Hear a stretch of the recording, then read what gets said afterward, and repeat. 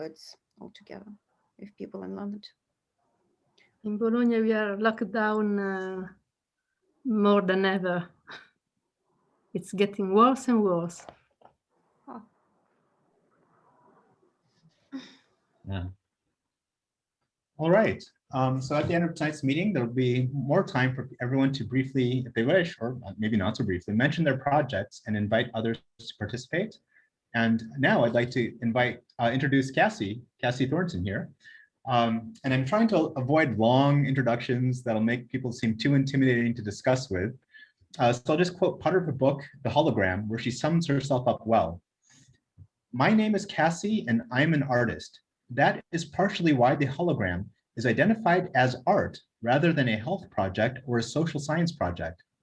An artist is what they sometimes call you, if you're lucky, when you insist on surviving without a capitalist job. In another non-capitalist time, and in a time that might yet come, I may have a more central role, problem solver, wizard, professional emoter. I believe that art should be democratized and the art world in all its preciousness should be abolished. But for now, I use my role as an artist to do things that surprise people. I call it art to move these projects outside of our world of bureaucracy, regulation, and skepticism. I do most of this art without money. I use art to make interventions because calling it art allows people to be surprised, awed, and open in ways they would not otherwise be. So the book's title is The Hologram, Feminist Peer-to-Peer Health for a Post-Pandemic Future. About an hour ago, I was asked to facilitate this meeting. So I had to prepare in a rush because the others were sick or something, they couldn't attend, and found this book unusually readable. So I think right now, I suspect it's a great first step for people who want to become organizers, to organize what Cassie will be talking about right now. And I'll definitely bring it up next week in a lab I help run for artist facilitators, because I think it really has a very good mindset and speaks to me on multiple levels. So Cassie, we'll speak for about 15 minutes and then we'll have 40 minutes for an open Q&A. So thank you, Cassie. Please go right ahead as you wish. Thank you. TJ, you're so good at reading it. I want to make an audio thing with you. Definitely. I'll definitely do that. So yeah, it really feels different to hear you read it. It's so positive how you read it. I'm so honored to be here. Yeah, thanks for having me. And thank you for the invitation from Nika. Yeah, I just feel like you guys are like a secret circle that I didn't know I wanted to know. But now that I see who's here, Jonathan. Yeah, so I guess I'll just jump right in and talk a little bit about this book, or not even about the book, about the project, because the hologram is kind of it was a project and it became a book as a way to distribute the project because the project wants to be viral.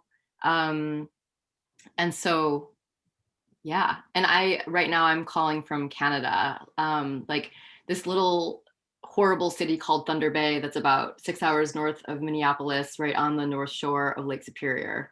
Yeah, and I'll just share my screen. Oh, can I have the power to share my screen? Mm-hmm.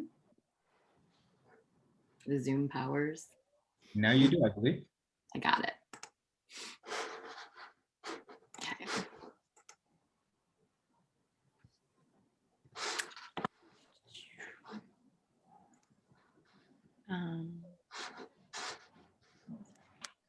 There we go. Oh, disappear. Okay. Yeah. Okay. So, and I don't know. I guess actually, I would love a little bit of context about everybody else. I'm just gonna jump in thinking I know who you guys are a little bit, but the hologram is definitely a project that came out of a lot of years of anti-debt organizing. And as an artist for the last 10 or something years, I've done most of my work about debt as a material. And so, yeah, I think that's an important kind of piece of this puzzle. And then the other thing that I got really involved in now is doing a lot more work since I moved to Canada. I'm originally American. Since I moved to Canada, I've done a lot more work because I live in the racism and murder capital of Canada. Done a lot more like anti-racist work and support for Indigenous women and non-binary people, and a lot of direct action support work. So I think a lot of what I'm doing comes at the crossover between those two things, between the anti-debt work and kind of struggles for Indigenous struggles in Canada. So the hologram, though, exists in two ways. So it's, first, it's a rumor. So it's like, basically, I think by reading the book and talking about it, and the way that the hologram functions, it can spread like a rumor or an idea for something that's possible using relationships and things we already have, without wasting resources, without changing a lot. We can have a really different experience and potentially a different economy that totally decenters money. And so in that way, I describe it as a kind of parafiction, like let's talk about it as if it's something that's real until it becomes real. And then at the same time, it's actually a really specific social protocol for like peer-to-peer care that redistributes emotional labor. And the goal of either way is to create more people that are more healthy and more stable, who can survive the end of capitalism and figure out on the other side what it is, what else we need. And we like to say that it's practiced by people all over the world from their couches. The project comes directly from social solidarity clinics of Thessaloniki, the social solidarity clinic of Thessaloniki, which I'm sure a lot of you guys know about, the social solidarity clinics that opened in Greece in the early 2010s that were in reaction to, or in creative response to the financial crisis, and that was at the same time as a refugee crisis. And I heard a rumor, love rumors, that there was a clinic that was in Thessaloniki that was where when you went to the doctor, you were seen by a therapist, a social worker, and a doctor at the same time. And as an American, without ever having access to health insurance and not very much healthcare at all, it blew my mind. And so I went to Greece, trying to find the people that organized this. The reason I was really acutely aware was because of looking at like anti-debt movements around the world and trying to understand the connections that debt makes between all different people in all different places. I was obviously really in tune with what was happening in Greece at the time. So I went there and I visited the Social Solidarity Clinic of Thessaloniki, which it took me a while to sort of locate and figure out where this project was happening. They were doing a bunch of really interesting projects that were like, okay, we already are offering free medical care to anybody that walks in, but like, what about non-hierarchical medical care? Like how can we confront the hierarchies that happen in medicine between doctor and patient, between genders, between migrant and Greek, between different types of professionals? And so they did a lot of really interesting experiments. But my favorite and the thing that inspired the hologram was called the Integrative Model. And first of all, when you went to this clinic, you were not called a patient, you were called an incomer. And this got me right away because the idea was that the only thing that was different between like a doctor and the person seeking care was that the person seeking care was on the outside of the building until they came in. So they're an incomer, not a patient. So they didn't want to associate patient or the person receiving care with being broken or sick. Like their thing was that everybody needs care no matter who you are. So then you're seen by a therapist, a social worker, or a doctor at the same time. They ask you loads of questions to fill out this medical card, like, you know, where do you work and what are the conditions and where do you get your food and how do you feel? Are you lonely? How's your family? And they fill out this big card. And I think it's interesting that a lot of times the person who was working as a social worker was just a volunteer. So they weren't a professional. And so after about 90 minutes of like finding out this whole like huge spectrum of things about the person and their health, they would let the person go have coffee.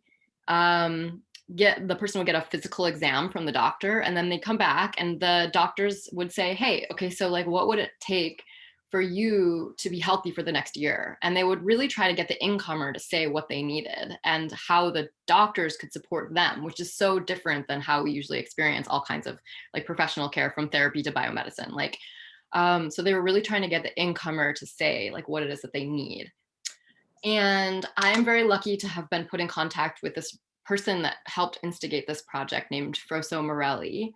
And she said, she's a psychologist, a kind of elder. So she's been a psychologist for many, many decades. And since she started this project, the Integrative Model, she said that it went from seeing people as pieces of paper to seeing them as a hologram. And I think what she's talking about is being able to see people from like all different dimensions. And so that's where we got the name, the hologram. And just been trying to figure out what that metaphor meant ever since. And so I discovered this project in 2016, the Integrative Model. I was living in San Francisco, like totally priced out, and me and all the people that I knew, basically, like we weren't going to be able to stay there very long. We were very, very precarious artists and activists. It was pretty hard to squat there. It was pretty impossible to afford a job or a stable living situation. So at that point, it was before Trump. So we weren't, in a weird way, acknowledging that we were in a crisis in the US around healthcare, though clearly we were. And if it was bad for me, then imagine being like not a white person with an education. So the question then was, how do you organize your own care before or during an emergency within a completely unstable set of conditions? And now that question is everyone's question. Maybe it always should have been. And so at the time, we were trying to figure out like what we could do in the US to try to implement something like the integrative model. But obviously, how are we going to do that when we don't have access to experts, we don't have access to space, we don't have access to money, we don't have stability in our lives, we're all a little sick. When we have been taught that we should only trust experts, and we don't really trust ourselves. And so I think really starting then is when we figured out that we really needed to figure out a way to work on this project as a peer-to-peer project. And so we just started to play with the idea of the person receiving the care being like an organizer. They're called the hologram, and they organize their own care. So they invite 3 people to ask them questions about mental, emotional health, questions about social health, questions about physical health. The idea being that that could become a regular practice. So like the hologram, and then the 3 people that meet with her and support her are called the triangle. They may meet, they decide when how much they want to meet, like with what frequency and for how long, but they meet like regularly and over time. So over time, they get to know the hologram. And in a weird way, it takes the pressure off of trying to like solve somebody's problems or fix something. It's more about a kind of like long-term relationship. And it's also very much a process of trying to distribute labor so that the people that are supporting somebody aren't supporting anybody alone, so that they can conserve energy and maybe even provide energy for themselves in a different way. The goal of the project is that nobody should have to make big decisions alone. And to understand that we're all facing lots of different like overlapping crises, and we can learn from each other's. And so obviously it's a process of learning how to ask questions and to not play the role of, not try to be an advisor or an expert, but to be curious about somebody else's well-being. If this group meets over time, the triangle can begin to notice patterns in the hologram in their speech and in their life, and acknowledge them, and maybe give the hologram an opportunity to decide their orientation to those patterns. And then if we imagine the hologram hits a wall, or is like somehow required to have like a surgery, like say, they're told that they need to have a very expensive surgery. And when you get news like that, it can be really traumatic. And so this would be an amazing opportunity to have the triangle jump in and do some co-research to figure out is that the right thing? And what are the other options? And let's find out the details together. And overall, the triangle becomes like a different kind of like living medical record. So like imagine that this group meets together every 3 months. Like mine meets more frequently now, but like if you meet with your triangle every 3 months, say even for like 1 year, imagine how much the triangle might know and learn about what's been going on in all the dimensions of the hologram's life. And then imagine that lasts for 10 years or for the rest of their life. It's kind of amazing to have people whose job is like one part of their job in life is to remember your story. So the incomer in the clinic is now called the hologram. We see the hologram as an expert about their own health. Nobody else knows what the hologram has been through or what makes them healthy or what makes them sick besides them. And I think maybe even more interesting is that the hologram is a teacher, but in a really specific way, because the hologram, by inviting people to support them, by explaining how to support them, and by telling them like when something does or doesn't work, basically like creating the context where they can be cared for in a way that is comfortable for them, they make that possible for the people doing it for them. Because in our society, organizing your own care, valuing your own care, asking for help, these are things that are not valued. In fact, they're really looked down upon, and we're really afraid of these things. So when you do it, you show other people it's possible. And I think that is like some of the most important anti-capitalist work that we can do, is sort of actually practice being vulnerable and actively interdependent. The triangle that is asking the questions in support of the hologram, their job is not to solve problems. And that is really difficult for us. And I don't know if this is a capitalist problem, if it's a misogyny or a patriarchy problem, if it's a white problem, if it's, I don't know, colonial problem, but like the desire to plug the hole of the sinking ship is so big. But in this project, we really try to take the pressure off and say, the job of the triangle is to feel alongside the hologram, to try to understand what their experience is like and how they feel, but not to try to solve their problems for them. And I think that takes the pressure off, and it means that it can actually be a much like lighter and more like kind of playful experience, even when things get really serious. It's a really cool project that whether you're an artist or not, I think you end up really playing with how to ask questions.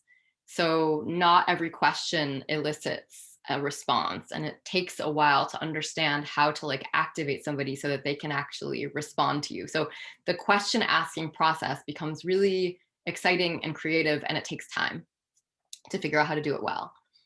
And again, the triangle is a living medical record. And so the project expands in a way that is really challenging, and that's on purpose, because the goal is that nobody who is giving care doesn't receive care. All the caretakers are supported. And so that works by having the hologram responsible to make sure that the people supporting them have support also. And the hope is that each person who is a triangle member becomes a hologram, and that the hologram, this bigger circle, say that bigger circle is, I don't know, me, and that, no, let's make it Nika. And then I'm one of these, there's like a hard line and then another smaller circle, and I'm supporting Nika. Nika's job is not to give back to me what I offer as her triangle member, but for her to make sure that I am comfortable setting up my own hologram. And if I need any help, she can help me. And so in that way, the thing spreads, and it doesn't get trapped between people in a cycle. So it doesn't get trapped in like the kind of the regular thing that we're used to because of money, where like I give you something that I pretend is equivalent to what you give me. Doesn't go back and forth like that. And it also doesn't get stuck between a four where it just forever, the energy kind of spins around till it dies or whatever. It keeps moving through people and morphing as it does. And I think this is so interesting, and people push back against it a lot, but once you try it, it's really powerful. And I think the fear of being a burden, like the hologram does not want to feel like a burden to the people supporting them. That fear drives the project to become viral, which is so, so interesting.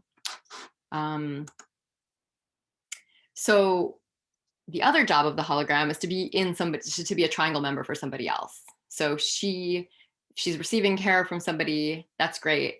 Make sure that they're cared for. Next, become a triangle member for somebody else.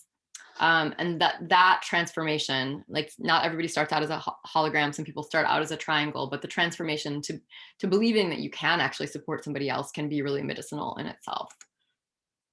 And then I think one of the last things I'm going to say is just that the project, it's quite slow, and it moves between people and it morphs as it moves. So if like Nika is a hologram and I'm in her hologram, I'm going to learn from my experience supporting her how I would want to do it for me. And then I'm going to probably shift some things, change the rituals, whatever.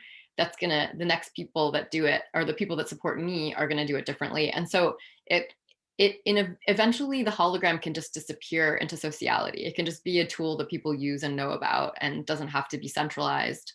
Yeah. I'm going to skip to one other thing, which is just a little tiny bit about how it exists right now. So now the project, let's see, where do I start?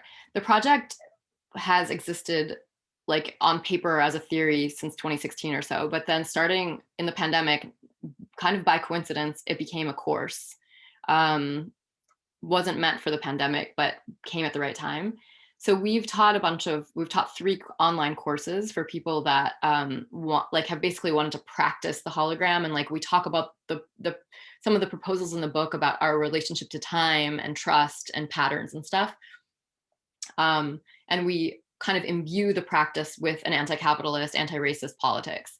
And then as we practice it, as we started to hold these courses and practice it more and more, people began to actually practice it in their lives. And so then we realized we needed to kind of come up with some ways to keep things going.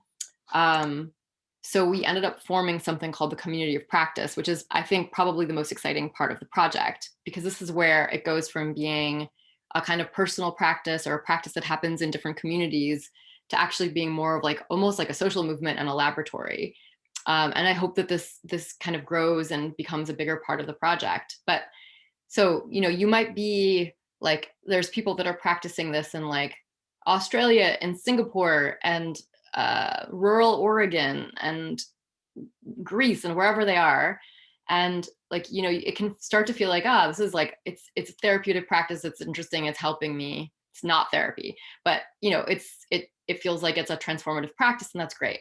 But that's totally not the point. The point is actually building a much bigger network of people and having a chance for solidarity. And to kind of play with what it would be to have a different form of a social movement that includes like introspection and cooperation, but also strategic organizing. And I don't know how that's going to happen. One day it'll happen and it'll make sense.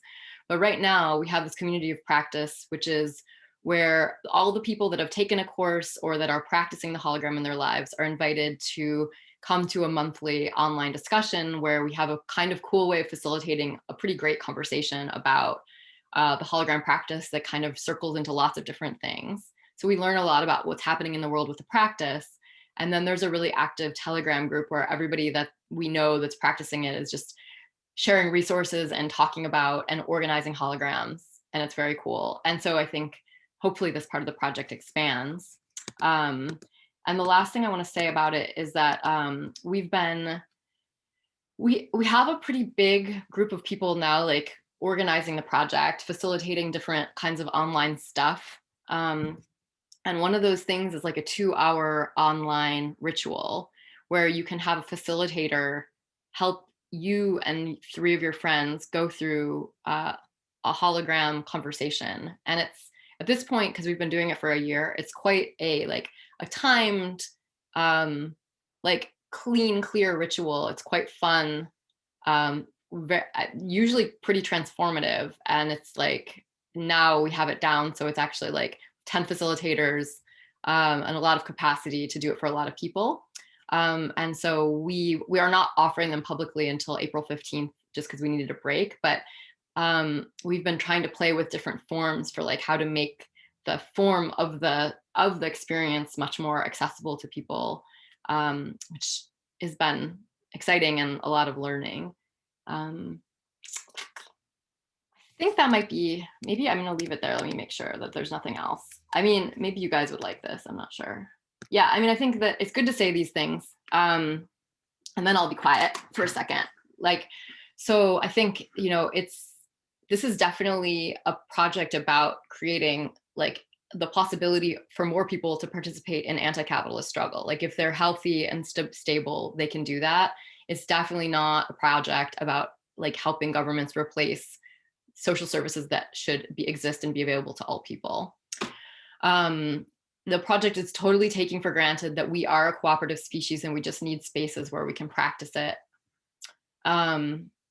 Like the project is also about like these moments of hell that we're living through and difference and change. Like the best stuff can come out. Like we have a ton of powers to use in moments of change. Healing is hard, sucks. The person who needs help is the most important teacher and is powerful, and that we can collectively solve our problems without permission or authority. Yeah, and I'm so excited because right now, I don't know if you guys know Melanie Gilligan, but she made this amazing series of films that really inspired the hologram, like in my unconscious in 2009 or whenever she made them, called Popular Unrest, that totally predicted the moment that we're in. It's popularunrest.org. You can watch it for free. And she's working together with us right now to make a kind of sci-fi documentary about the hologram. And so that's kind of where I'm getting this thing that says unpopular arrest, because her films were called Popular Unrest. Yeah, I think that's it. I'm gonna turn this thing off. All right, thank you, Cassie. So we're opening up our question and answer session, or if Cassie prefers, it can be a discussion session if you'd rather have a bit of a break. So would anyone like to begin, perhaps ask a question or like anything to discuss?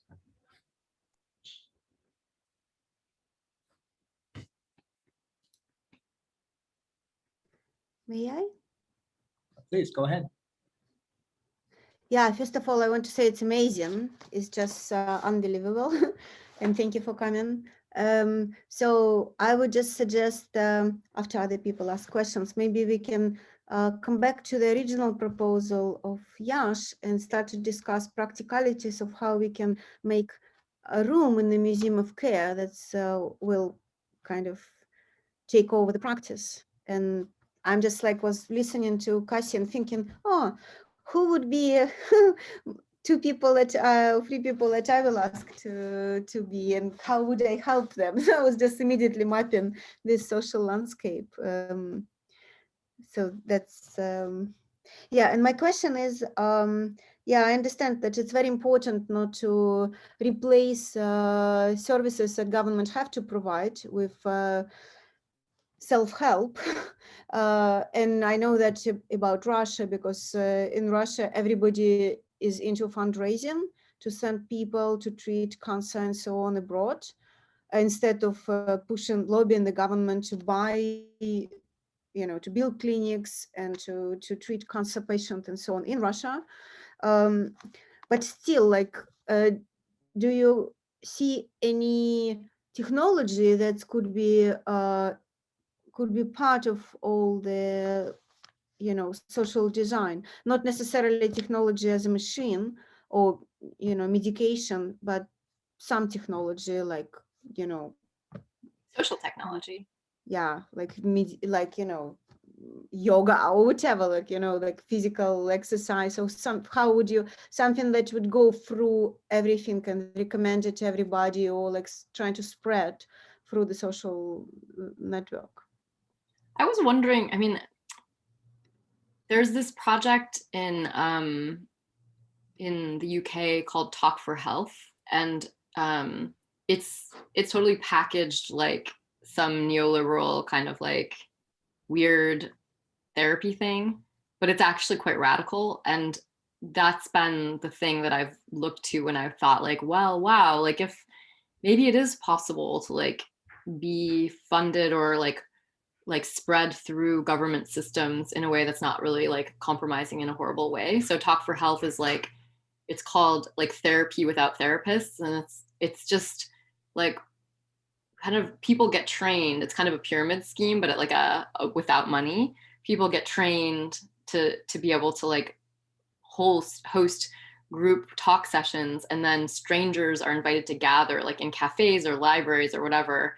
It's all organized quite smart, quite in a smart way. And yeah, but it's like how can strangers kind of help each other?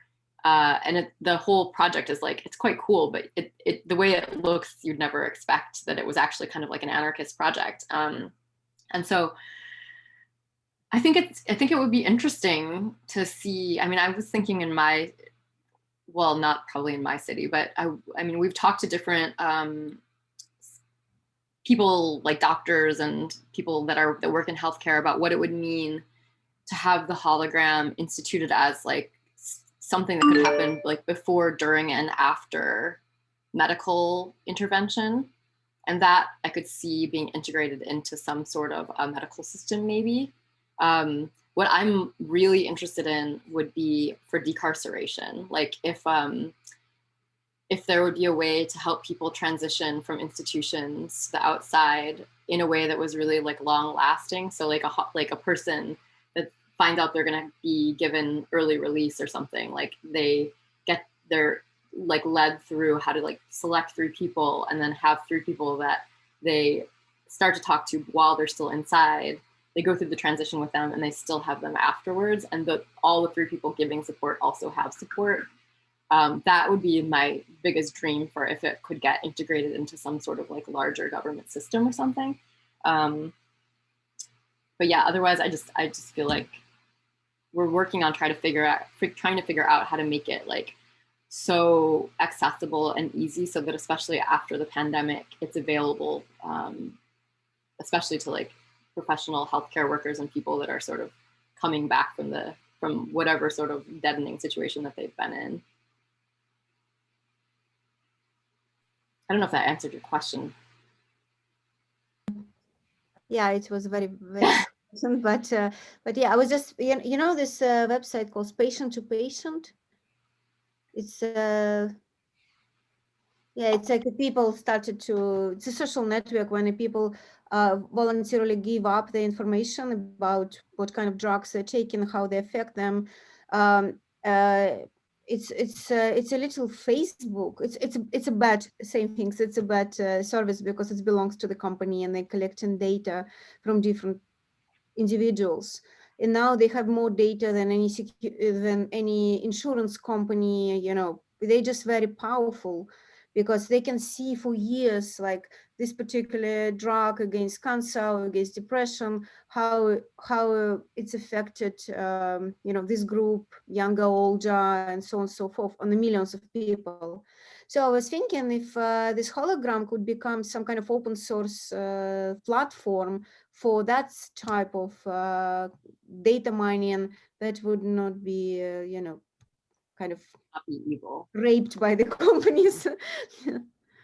Yeah, I mean, we're really working on trying to make like better ways of holding information for people, so that we can have a kind of interesting internet presence where people could actually like go somewhere, like have something organized for them, like, and practice it in a way that feels connected to other people on a website.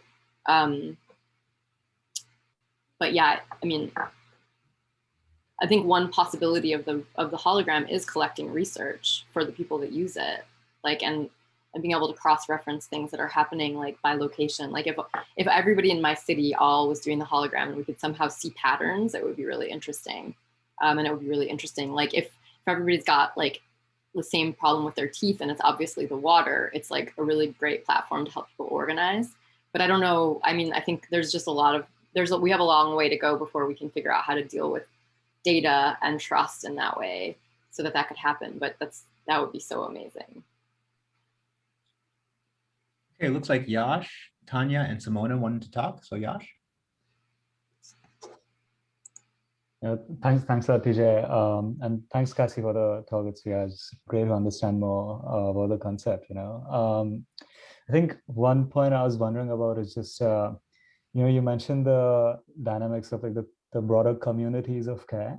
And I was wondering, how do you strike the balance between, like individual holograms, I suppose, if you can call them that, and like the broader groups. And, I'm thinking in terms of like sharing information more broadly with the groups, what are the different purposes of each, and so on. Yeah, it's a good question. So far, it's like we're just sort of maybe touching some boundaries for the first time, or some limitations for the first time. Like right now, I would say I know that like maybe 60 or 70 people are like really active, and like you can already see people from the course have started to like integrate people from the course in their holograms mixed with people from their lives. And so then when we have like a gathering for community of practice, you can't just say anything already, like, because there's lots of people in the room that are all connected. But then I wonder, like, can you actually say anything anyway? And I think right now, like what we're going through is like people being hyper isolated and like more isolated, obviously, than they already were. And more like feeling more personal responsibility and individual pressure, like even than we already were when it was already at an all-time high before the pandemic. And so I think right now, like it's like a pretty big exercise for people just to go between like the small group and the big group. But think like we really need the practice. And I think in the end, what ends up happening is that like the big group creates like energy and accountability and excitement to keep doing the small group work. And then the small group work is so interesting that you want to share it with the big group. So yeah, and I think that there's like a bunch of like people building muscles, I think for the first time, in terms of like when we have the big group work happening, how do you communicate online in a big group, like create like have a feeling of like progress and momentum and have everybody heard, but like to also share like vulnerable parts of yourself. And I think that's so interesting and so important because like we all need to do a lot more probably big group organizing, more and more and more, and a lot of that's going to be online, and we need to exercise those muscles. So it's kind of like it feels like little steps, just like sort of trying to figure out how to like do these new things and expose ourselves to them without just like totally running our batteries out. But I think the coolest thing is if it can really be like really small, intimate work, and then like really big work where you feel connected to like some weird big organism that is angry and gonna destroy all of this bullshit.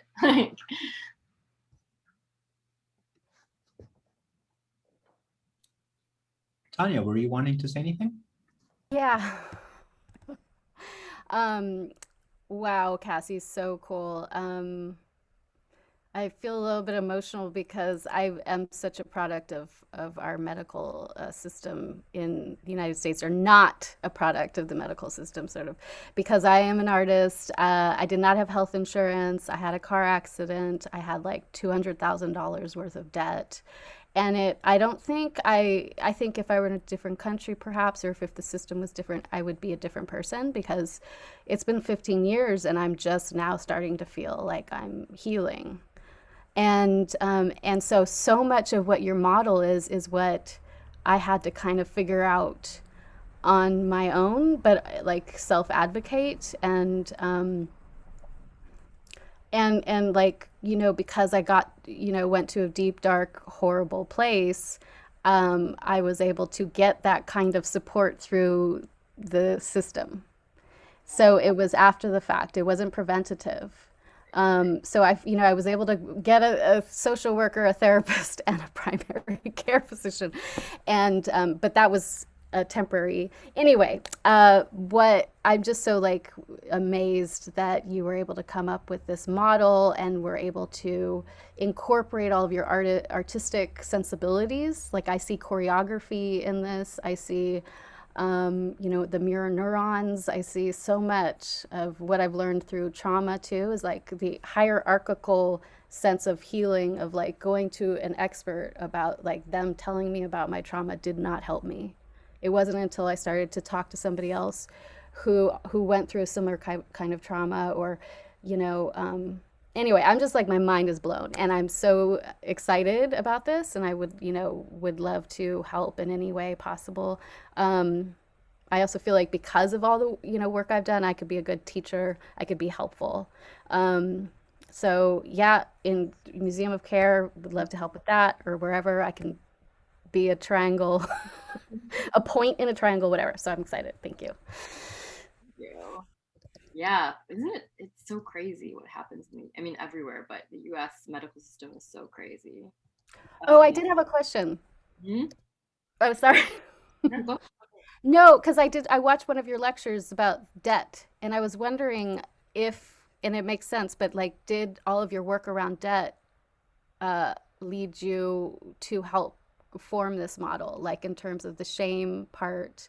And yeah, totally. I don't know if you guys know, I'm sure you guys know about like strike debt and stuff in the States. And so that was my training in a weird way, like having, those were I got thrown in as a facilitator for the first time there to like big debtors assemblies, where basically everybody got to say what kind of debt they had and kind of how it was controlling and containing their lives and livelihoods. And I think that was a really big learning curve for me, where I realized like just how amazing it is to understand to understand solidarity and feel the pain of others, and also to just feel that like you want something so bad for somebody else. It would help you so much to know that somebody else was going to be okay on so many levels. And that's so much, I think, embedded in this project. And like, I think for me, like, so I was in the New York strike debt, but then I was really way more in the San Francisco one. And there were just times when like people took risks for each other or they didn't. And what's mine and what's yours, just when it comes to money, it's so hard. And there's something about shared responsibility that comes out of this project, like that just feels like really hardcore cooperation is possible in this project, no matter what you have, no matter where you're coming from. And yeah, I'm just thinking about this time, like when in strike debt, we decided that we wanted to like stop paying some of our debts and see what would happen. And this was kind of early on, but we were like, what happens? But like everybody was too afraid to do it. And so only 2 of us did it. And, both of us wrote it out and we're fine for it. But like, I think there's something about kind of mutual risk taking in this. Like, I'm like, the hologram is like, I'm going to risk doing what is so not okay in our society by being vulnerable and asking for what I need and actually admitting that I need help or whatever we're going to call it, support. And then that could potentially like help other people to take that risk. I think there's something about the kind of the viral risk taking that is so important and cool, and it creates this interdependence. It's such a neat feeling, really.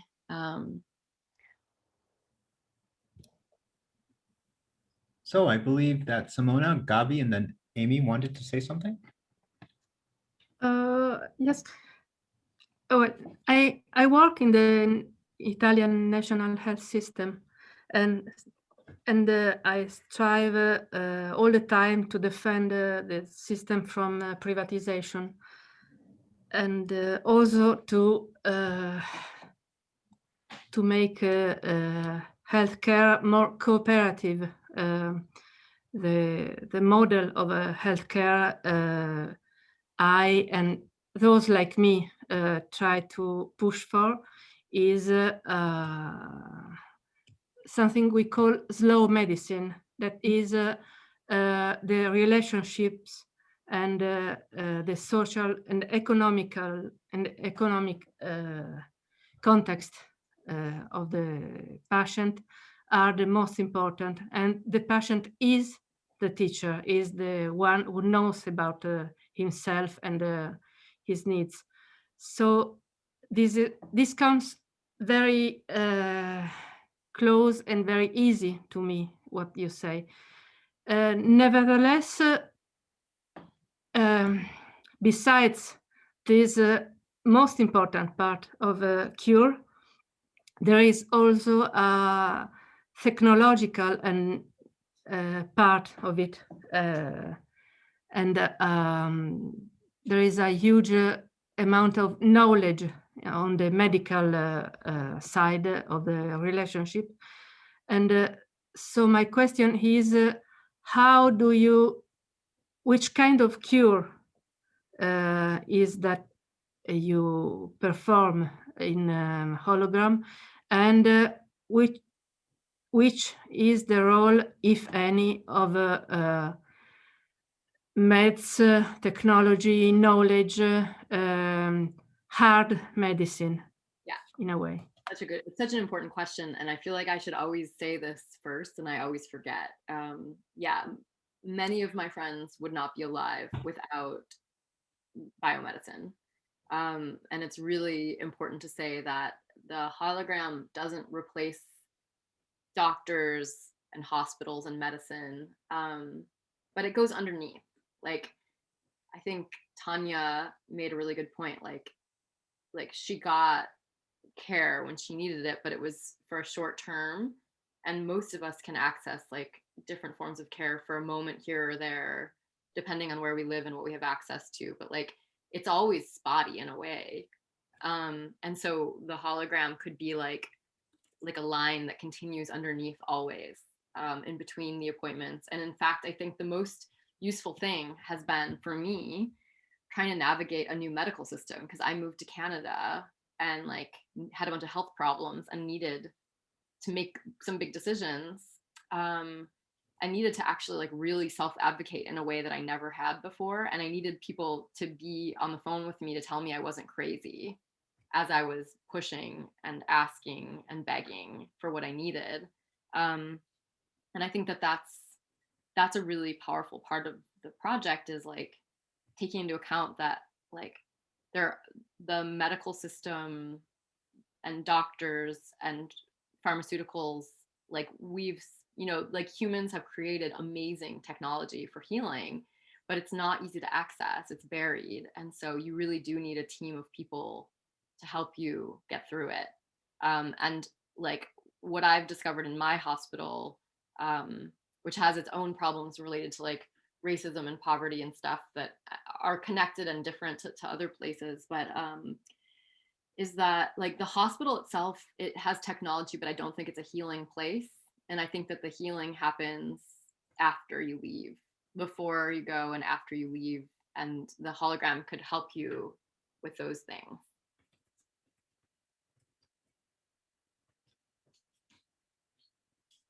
All right, Gabi, and then Amy, would you like to say anything? Hi, Cassie, I was reading about your Give Me Cred project, and I was so fascinated, and I wanted to ask two things.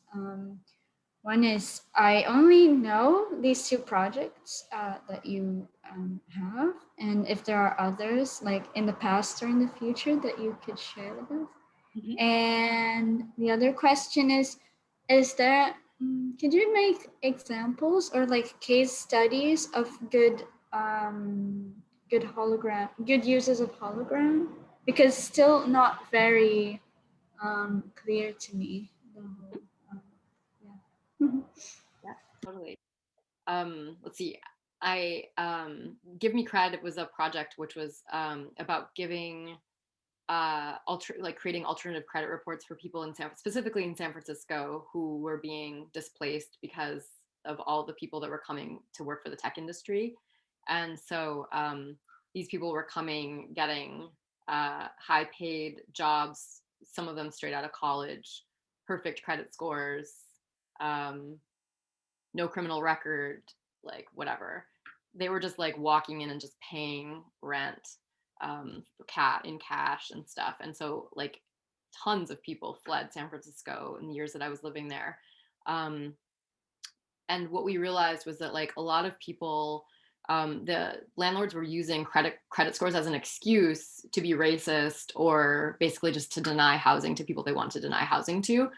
And then also related to the story of the people in strike debt who didn't want to like do the economic experiment and see what happens when you don't pay your debts. They were really worried about their credit score going down and not being able to get housing.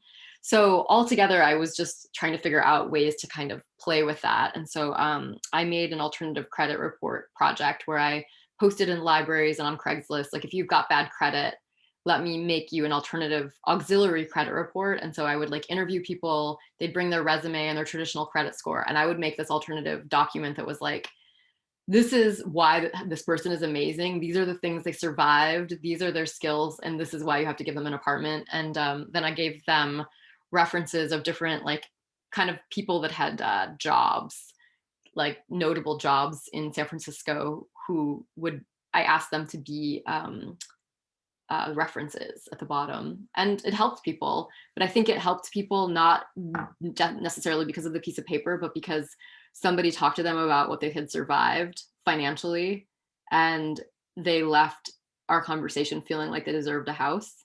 So people got them after that.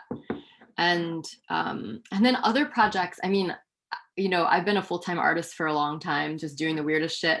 I'm trying to think of what any of it is. I mean, one project that I did that is incredibly flawed, but also hilarious, and you can watch videos of it, is feminist economics yoga. So I would like I trained as a yoga teacher, and I was like labeled myself a California yoga teacher, and I would work as a substitute teacher in yoga studios, and then come in with some ideas about what real liberation would be like and teach that with our yoga. But a lot of times it was like having to do with race and corporate, you know, like the corporate takeover of yoga and cultural appropriation. And so I would kind of like, I would hammer people a little bit while we were teaching yoga, and I got in a lot of different types of trouble for it. But it was pretty great at moments.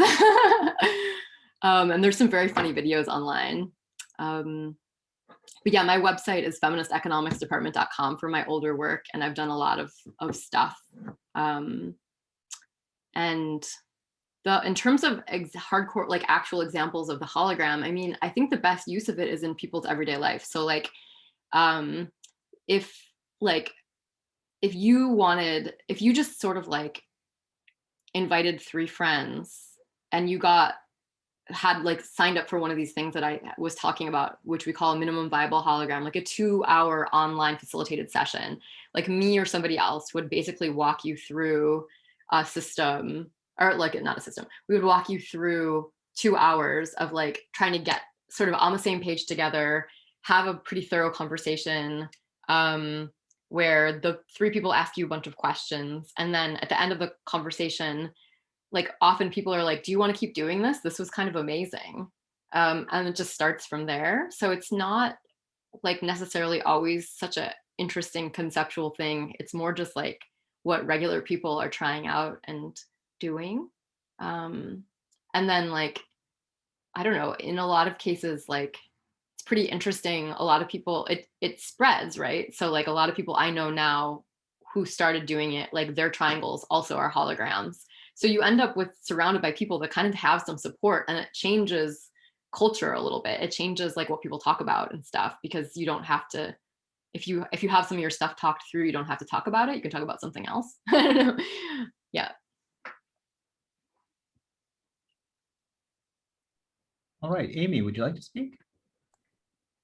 So I loved the hologram and I really loved reading about it. And it especially spoke to me because my best friend of 41 years has primary progressive MS and is now she's just come out of the hospital. She's in a step down unit and she's going to be going on to assisted living. She's really lost a lot. And she was saying to me, she feels like she's 23. And I could say to her, I knew you when you were 23, you know? And she has created for herself a hologram. And I'm definitely one of her points. And I've been one of her points for 40 years. But she had to leave her home. She has two friends who live near her. She lives in California and I live in New Jersey. So who are going in and taking care of her dogs because that's their parts. They can do that. So I was just thinking how much this is on the continuum of the best practices we do for each other as friends. So, and I loved the feminist economic yoga, which made me laugh out loud. Thank you so much for that story. It's so good to hear. I mean, because I feel like I'm like whipping people when I'm like, imagine 10 years in the future and you still have the same people around you and they're like, I cannot imagine, I don't want to commit, like I can't commit, no commitment, I'm post commitment, like so that's so awesome. And then the other thing I wanted to say is like, I think a lot of what I learned also is like I've got a couple of friends that have chronic illnesses or lifelong disabilities or different ways of doing things and different abilities, and they already had set stuff up like this a long time ago. I remember just like seeing one of my friends who's an artist, seeing his rider, like what he when an art institution wants to work with him, he's like, I'm gonna have to bring like my friend, my producer, and my nurse, and I'm gonna have like, these are the things that are gonna have to happen, and this is when, and like really having to think through these structures is a part of a lot of people's lives.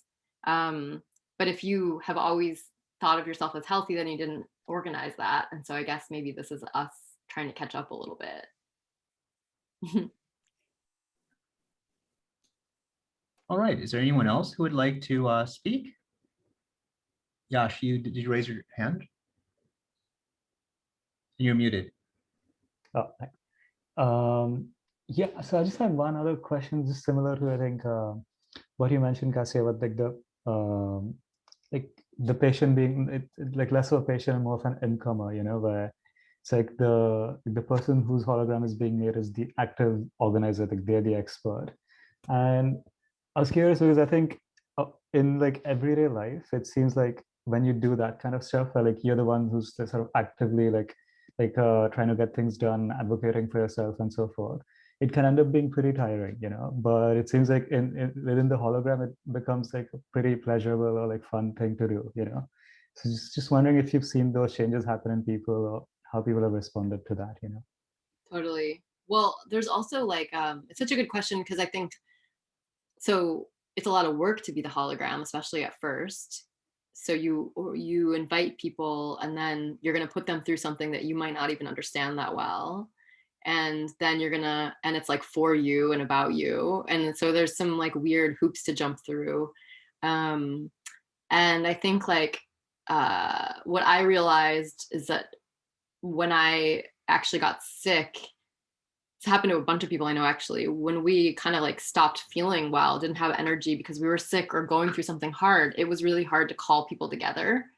So we've had to, it's all about negotiation. So it's like, okay, well, like I had an emergency and I didn't have the guts or the energy to call my hologram at first. So we had to have a conversation about that and do some problem solving together. And what was so clear, and what's so clear from so many people that participate, is that the triangle loves their job. Like they actually, it's like, finally, I know what to do to help you. Like, finally, it's clear.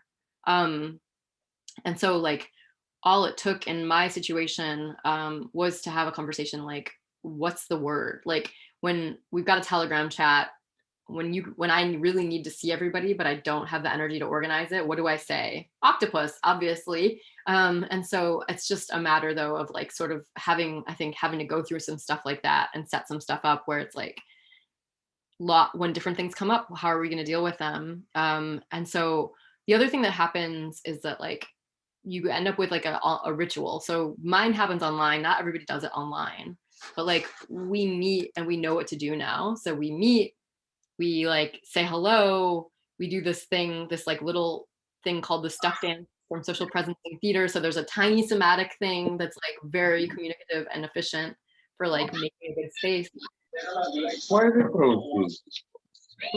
And then we start, and there's like we have a kind of routine, there's a routine for like what we talk about when. Everybody gives reflections, everybody gives feedback, we're done. And now nobody really needs to facilitate anymore, so it's not so much work for me. But I think in general, like the goal, like one of the goals with, especially when we started to teach the course, a lot of people were saying like that this felt so heavy, or like the idea of it was so heavy, but the practice of it is quite light. So like, I think it's quite fun. Most people, it's pretty energizing. And I think that is partially like setting that tone, like the project is a convivial project, but also like at the beginning, we often ask people to say like, what's the feeling you want to create by the end? Like, what's the feeling you want in 45 minutes or whatever? Predict the future for us, because we can pretty much do it.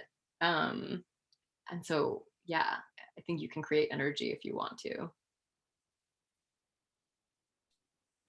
All right. Well, I know that Cassie's you're right now in Canada, so let's give you a chance to see the sun.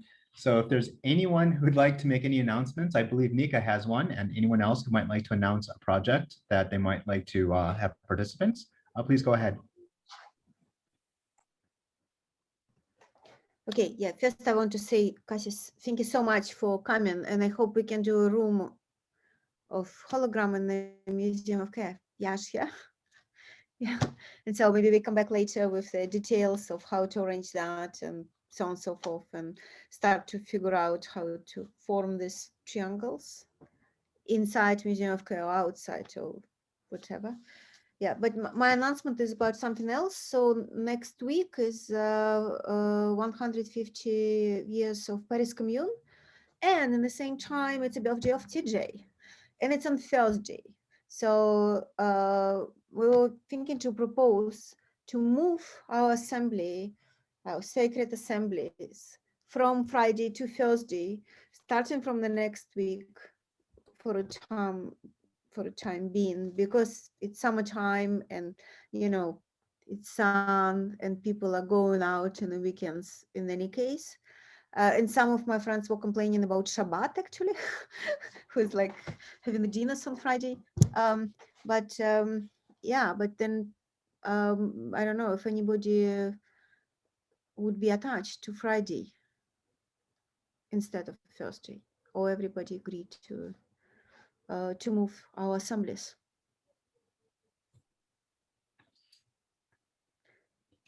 Let's make how we can vote. Okay, Claire. Okay, cool.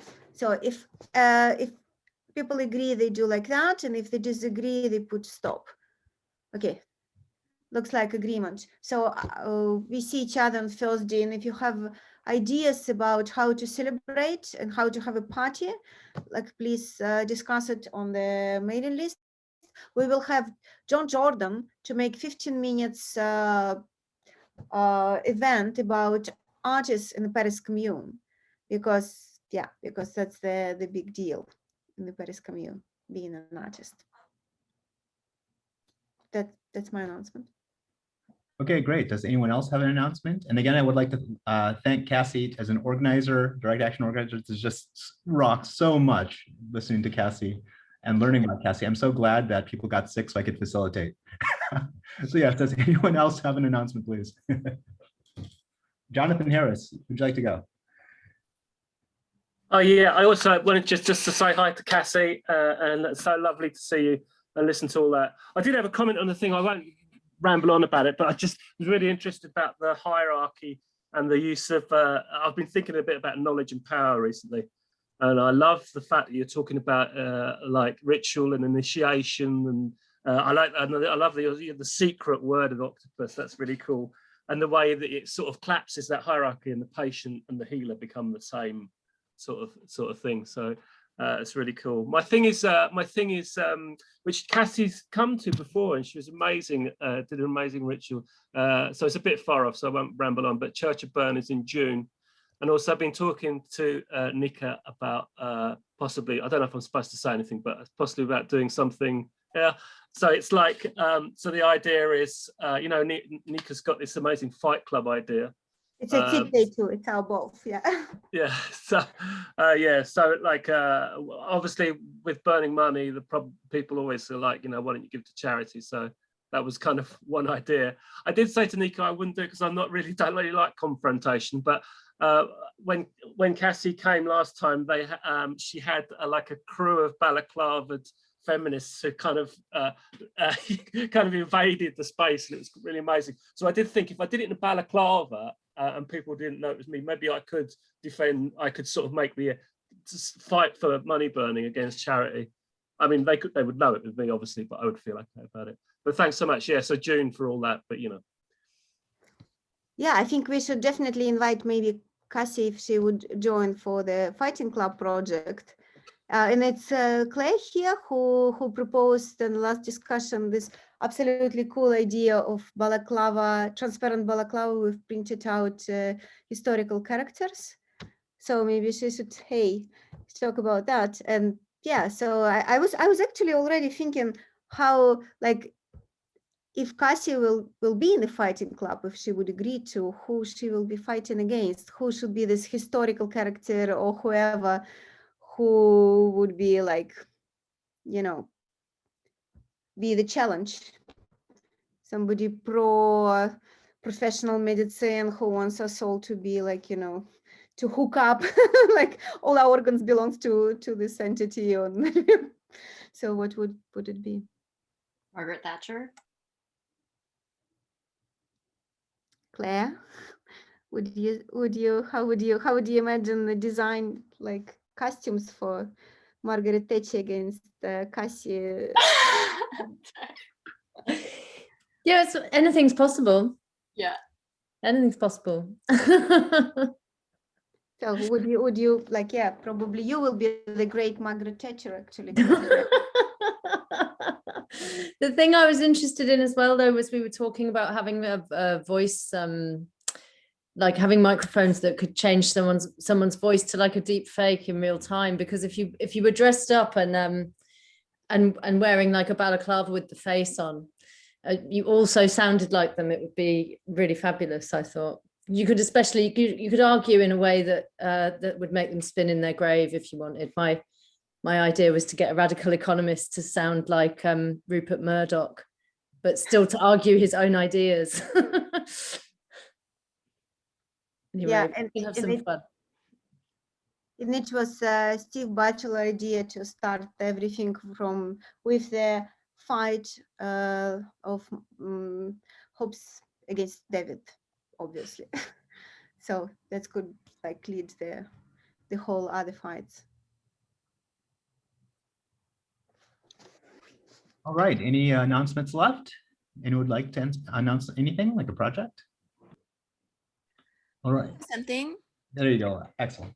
Yes, it's not actually a project. I have first a comment about what Cassie mentioned. So there was the idea of calling a patient an incomer.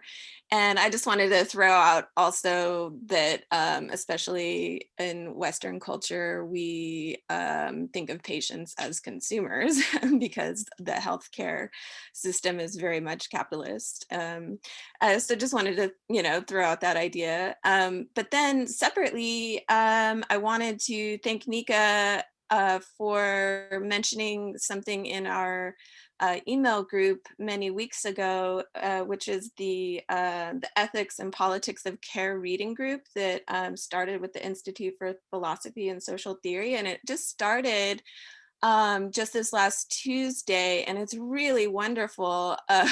It's in Belgrade, Serbia. So for those of us who might be in the US, it's very early in the morning, 5 a.m. But I just wanted to remind folks about that in case you didn't see that, because it just seems so very related to today's conversation and also other conversations that we've been having. This first round, we read a chapter from Jean Tronto's book, called Moral Boundaries. And she lays out kind of this process of care, starting from caring about, going to taking care of, and then to the caregiver, and then the care receiver, and really kind of emphasizing the role of the person who's receiving care. So anyways, I can put a link to that in the chat in case anybody wants to join. It's really wonderful. Excellent. Thanks, Axel. So is there anyone else who would like to announce anything? Okay, it looks like our evening has come to an end. I guess it's time to bid everyone adieu. And thank you very much for attending. And again, thank you for everyone who participated, Cassie and everyone else who spoke. And so, yes, I wish everyone a good night.